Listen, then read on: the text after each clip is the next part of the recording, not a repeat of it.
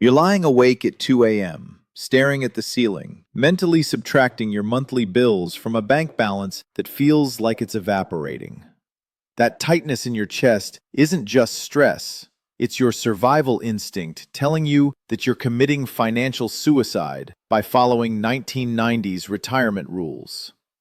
You are currently one medical emergency or one market dip away from being the person who has to ask their children for a place to sleep at age 75.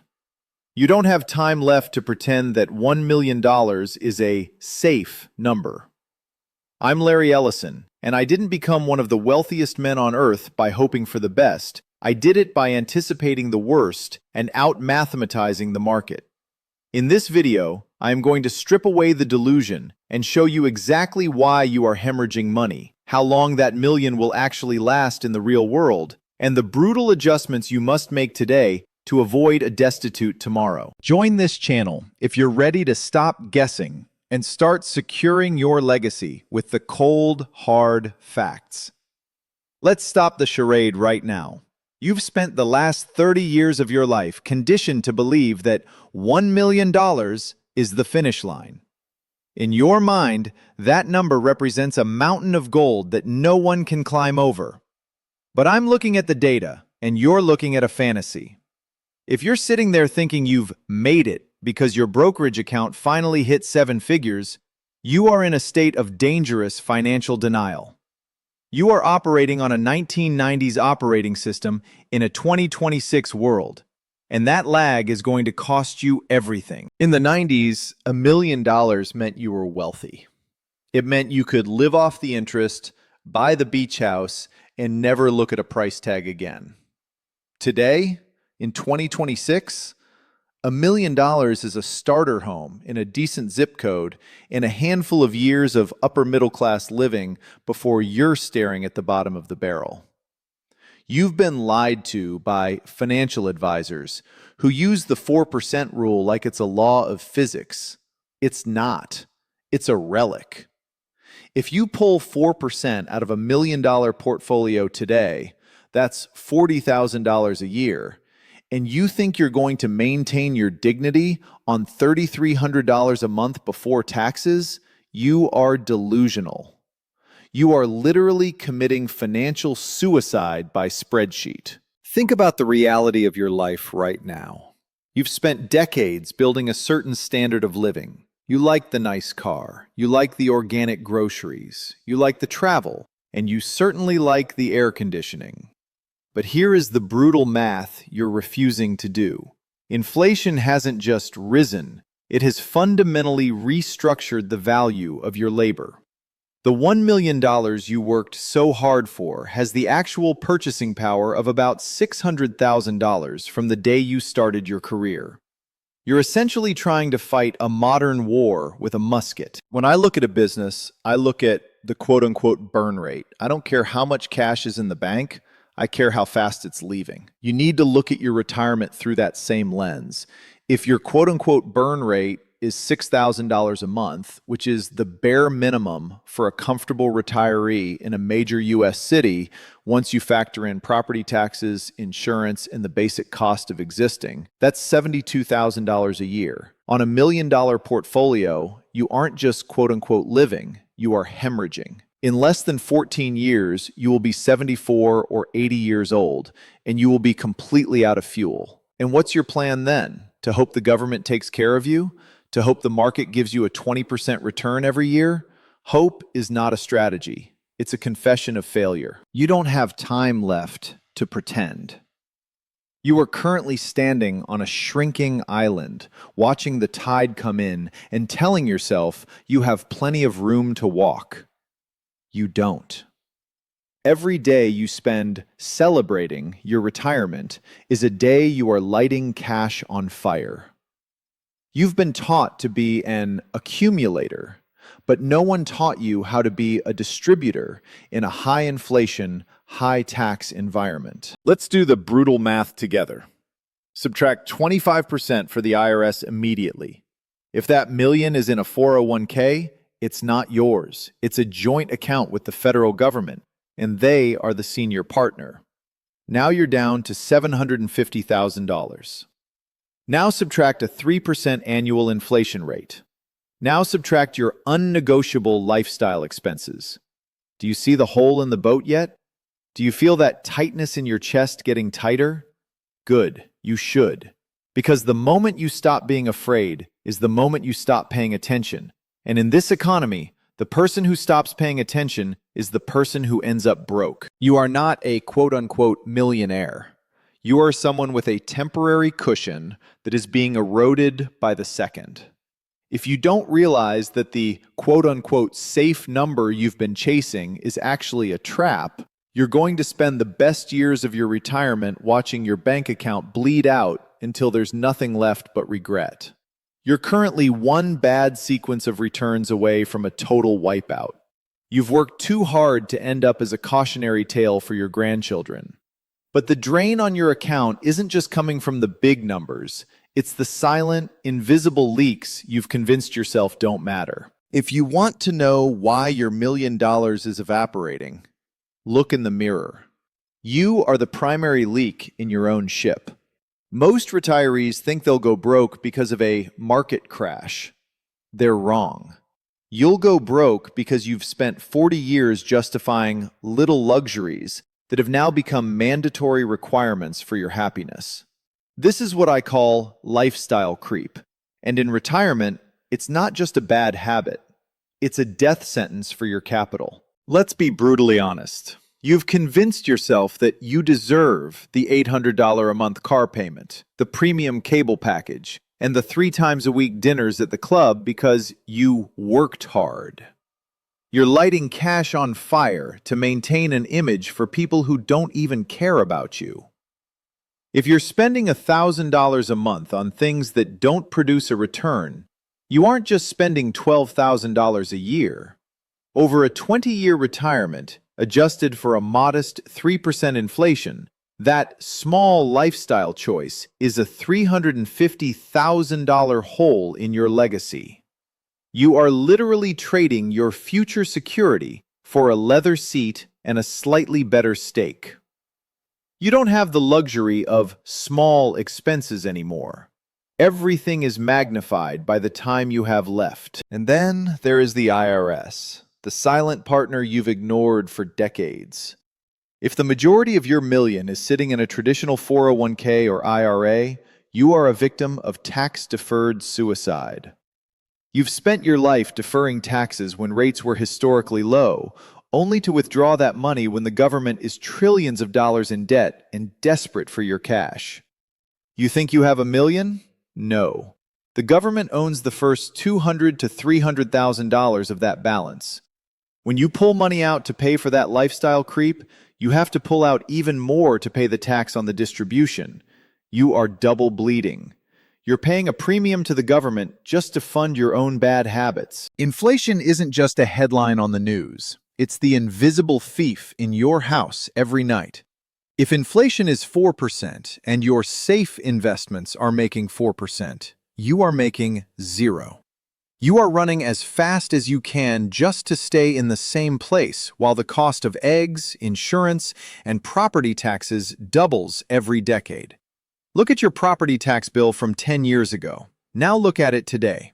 That trajectory isn't stopping. By the time you're 85, your fixed expenses will have cannibalized every cent of your discretionary income. You are currently hemorrhaging money through 1,000 tiny cuts, and you're smiling while it happens because you think $1 million is a lot. I built Oracle by obsessing over margins. If a product didn't have a margin, it was a liability. Your life is currently a low-margin business. You are spending 95% of what your capital generates just to exist. That leaves you no room for error, no room for a market correction, no room for a roof repair or a family emergency. You are living on the edge of a cliff and calling it financial freedom. It's not freedom, it's a high-stakes gamble where the house, inflation, and taxes always wins. Stop pretending your recurring subscriptions and memberships are rounded errors. Annualize them. That $200 a month in streaming and apps is $2,400 a year. Over 20 years, that's $48,000. Would you walk into a room and set $50,000 on fire? Because that's what you're doing. You're trading your dignity at age 80 for a Netflix subscription at age 65. It's pathetic, and it's beneath someone of your intelligence. You don't have time left to be sloppy. You are being robbed, but not by a thief in the night. You're being robbed by your own refusal to see the math for what it is. You are choosing comfort today over survival tomorrow. And in the world of high finance, that is the definition of a loser's trade. You're acting like you have an infinite supply of time and capital, but the clock is ticking and the bank balance is screaming.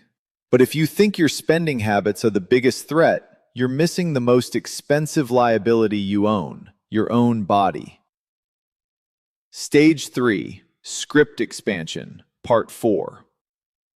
Part 4, the biological bankruptcy, the healthcare trap. Let's talk about the one liability you can't fire, can't outsource, and can't ignore, your own body. Most people plan for a vacation. Nobody plans for the $12,000 a month nursing home bill. You're sitting there thinking your $1 million is a fortress, but in the face of the American healthcare machine, it's a sandcastle. You are currently unhedged and undervalued against the single greatest wealth killer in existence. If you think Medicare is your safety net, you are living in a fantasy world. Medicare is a sieve. It's designed to keep you alive just long enough to spend every last dime you've ever earned. Here is the brutal math of 2026. The average couple retiring today will need roughly $350,000 to $400,000 just to cover out-of-pocket medical expenses. That's 40% of your $1 million fortress gone before you've even bought a loaf of bread or a gallon of gas. And that's if you're lucky. That doesn't account for the big one. I'm talking about long-term care. 7 out of 10 people watching this will need some form of long-term assistance before they die. In 2026, the cost of a private room in a nursing facility is hovering around $110,000 to $150,000 a year. Do the math. If you or your spouse has a 3-year health event, a stroke, cognitive decline, or a mobility issue, your $1 million portfolio is liquidated, zeroed out, gone. You will go from millionaire to ward of the state in 36 months. You are currently one bad doctor's visit away from being a financial burden on your children. Is that the legacy you want? To have your daughter crying in her kitchen because she has to choose between her child's college tuition and your home care nurse? It's a disgusting choice to force on your family. Yet you're making it every day by refusing to hedge this risk. You don't have time left to be optimistic about your health. Biology is a depreciating asset. Every year you get older, the maintenance cost goes up, and the resale value of your energy goes down. You are a business with rising costs and zero revenue growth. In any other industry, that business would be declared bankrupt. But because it's your life, you call it the golden years. There is nothing golden about being broke and sick at 80 because you wanted to enjoy your money at 65. I've seen the most powerful men in the world reduced to nothing because they thought they could outrun their own mortality. They spent their fortunes trying to buy back the health they ignored while they were busy spending. You are doing the same thing. You're ignoring the maintenance schedule of your life, and you're not setting aside the capital to cover the inevitable breakdown. You're treating your $1 million like a spending fund when it should be a self-insurance fund. If you aren't factoring in a 5% annual increase in healthcare costs, which is double the rate of standard inflation, you are lying to yourself. You are hemorrhaging potential security for the sake of current comfort. You're playing a game of chicken with a terminal illness, and I'm telling you right now, the hospital always wins. They will take the house, they will take the 401k, and they will take the inheritance you promised your grandkids, and they won't feel a shred of guilt about it. You need to stop looking at your bank account as wealth and start looking at it as protection. $1 million is not enough to be a big spender and a long-term patient at the same time. You have to choose one. If you choose the former, you are choosing financial suicide for your older self. You are gambling with the dignity of your final years because you're too arrogant to admit that you are one heartbeat away from poverty. The trap is set, and most of you are walking right into it with a smile on your face. But there is a way to pivot if you're brave enough to act like a billionaire instead of a consumer. It's time to stop acting like a victim of math and start acting like a master of capital. If you've been listening, the $1,000,000 dream is dead. Good. Bury it. Now we can talk about how you actually survive the next 30 years without ending up as a statistic. I didn't build my life by following the herd, and you won't save yours by doing what average retirees do. Average people go broke. Average people end up dependent. You are going to pivot. The first thing you must do is kill the stop work mandate. The idea of traditional retirement, where you sit on a porch and wait for your accounts to drain, is a death sentence in a high inflation world. You need active income. I'm not telling you to go back to a 40-hour corporate grind you hate. I'm telling you that you need to leverage your 40 years of expertise to generate a revenue stream that doesn't touch your principal. If you can generate just $3,000 a month through consulting, a small business, or specialized labor, you are effectively adding another $1,000,000 to your net worth at a 3.6% withdrawal rate. You don't need a bigger pile of cash. You need a better flow of capital. Work is the only hedge against a failing currency. Second, you must practice geographic arbitrage. If you are sitting in a high-tax state like California, New York, or Illinois with $1,000,000, you are being harvested like a crop. You are paying a premium for a lifestyle you can no longer afford to subsidize. $1,000,000 in Florida or Texas lasts 5 to 7 years longer than it does in a high-tax trap. In a low-cost, high-stability international market, it might last you forever. Move now. Your ego might want the prestigious zip code, but your survival requires a lower burn rate. Loyalty to a zip code that is robbing you is a form of financial insanity. Third, you need to build a 2-year cash buffer. Most retirees fail because they are forced to sell their stocks when the market is down just to pay for groceries. That is how you turn a temporary dip into a permanent loss. You must have 24 months of living expenses in cash or cash equivalents, separate from your growth accounts. This allows you to stop being a slave to the daily ticker. It gives you the one thing money is actually supposed to buy: time. Finally, stop being a consumer and start being a guardian. Your job isn't to spend down your wealth. It's to manage a family endowment. When you view your $1,000,000 as a business that must be preserved at all costs, your behavior changes.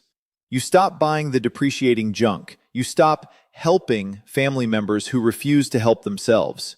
You stop lighting cash on fire to impress people who are just as broke as you are. Core lesson summary. $1,000,000 is not wealth. It is a fragile seed that will only survive if you protect it with aggressive defense and active income. The 4% rule is dead. Healthcare is your greatest liability, and your lifestyle is your greatest leak. Grounded motivational close. You still have the most valuable asset in the world, the ability to make a decision. You can choose to ignore this, stay in your 1990s delusion, and hope for a miracle. Or you can look at the cold, hard numbers today, make the brutal adjustments, and ensure that you never have to beg for your dignity. I've given you the data. I've given you the pivot. The rest is up to you. Don't let your legacy be a bank balance that hit zero before your heart did. If this reality check hit home and you're ready to stop guessing with your future, hit the like button and subscribe. Leave a comment below. What is the one lifestyle leak you are closing today? I'll see you in the next one.